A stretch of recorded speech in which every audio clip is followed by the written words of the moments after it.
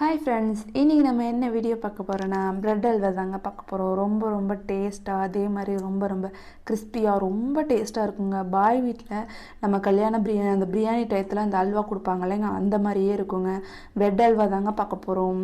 வாங்க வீடியோக்குள்ளே போகலாம். வீடியோக்குள்ளே போகிறதுக்கு முன்னாடி நம்ம சேனல் சப்ஸ்கிரைப் பண்ணுங்கன்னு மறக்காமல் பெல் ஐக்கானை கிளிக் பண்ணுங்கள். வாங்க வீடியோக்குள்ளே போகலாம். வீடியோக்குள்ளே போகிறதுக்கு முன்னாடி கண்டிப்பாக நம்ம சேனலில் போடுற எல்லா வீடியோவும் பாருங்கள். எல்லாமே இதே மாதிரி ரொம்ப சூப்பராக இருக்குங்க. வாங்க போகலாம். இப்போ ப்ரெட் அல்வா பண்ணுறதுக்கு தேவையான பொருட்கள் எடுத்து வச்சுருக்கேங்க. இப்போ ப்ரெட்டோட ஓரத்தை வந்து நம்ம கட் பண்ணி எடுத்துக்கலாங்க. இப்போ இந்த ஓரமெல்லாம் வெட்டி எடுத்துக்கலாங்க.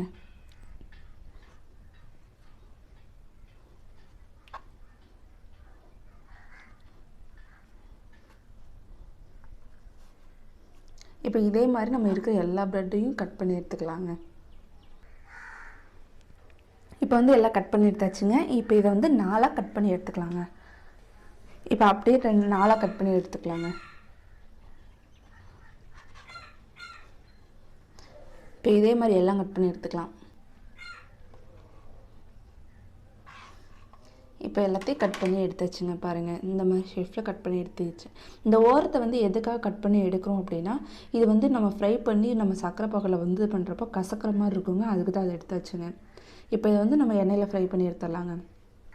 இப்போ இந்த மாதிரி ஒரு கடாயை வச்சுக்கலாங்க. தேவையான அளவுக்கு எண்ணெய் சேர்த்துக்கலாங்க. நீங்கள் எண்ணெய் சேர்க்குறதா இருந்தாலும் செய்யுங்க, நெய் சேர்க்குறதா இருந்தாலும் செய்யுங்க. இப்போ தேவையான அளவுக்கு சேர்த்துக்கலாங்க.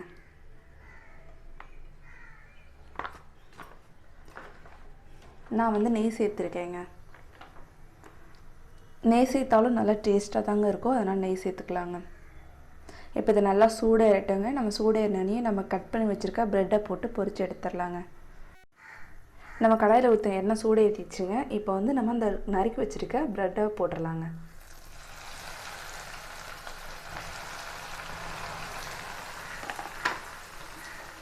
இதை அப்படியே மெல்லமாக இந்த இது பண்ணி விடுங்க. நல்லா உடனே கருக ஆரம்பிச்சிருங்க. அது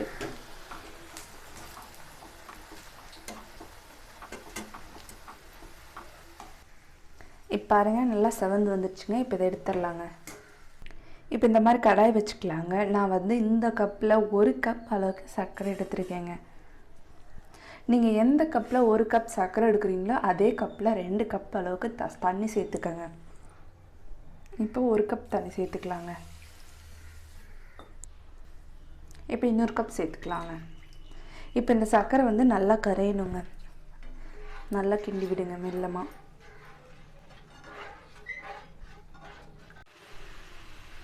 இப்போ பாருங்கள், நம்ம போட்ட சர்க்கரை வந்து நல்லா கரைஞ்சி கொதிக்க ஆரம்பிச்சிருச்சுங்க. நம்ம வந்து பொரிச்சு வச்சுருக்க அந்த ப்ரெட்டை போட்டுடலாங்க இது கூட.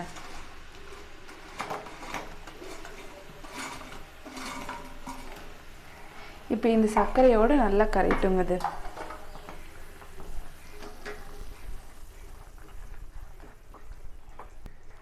இப்போ நம்ம வந்து எண்ணெயில் பொரிச்சு எடுத்தனால கொஞ்சம் கிண்ணுன்னு இருக்கிற மாதிரி இருக்குங்க. இந்த சர்க்கரை பாகோட வந்து வெந்து நல்லா கரைஞ்சி கொலன்னு வரணுங்க. அல்வா பதத்துக்கு வரணுங்க. அப்படி இருக்கிற வரைக்கும் நல்லா அப்படியே வதக்கி விடுங்க. இப்போ அப்படியே கிண்டிகிட்டே இருக்கலாங்க.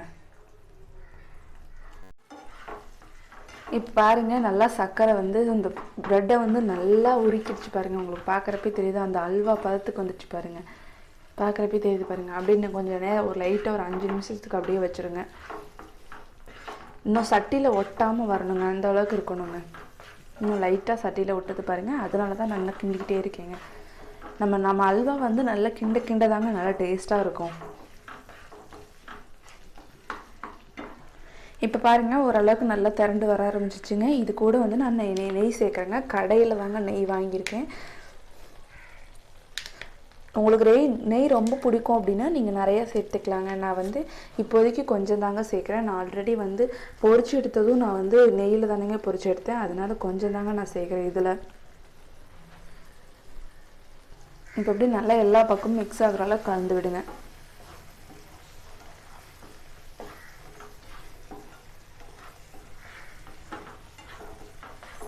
பாருங்கள் எவ்வளோ சூப்பராக ரெடி ஆயிடுச்சுன்னு.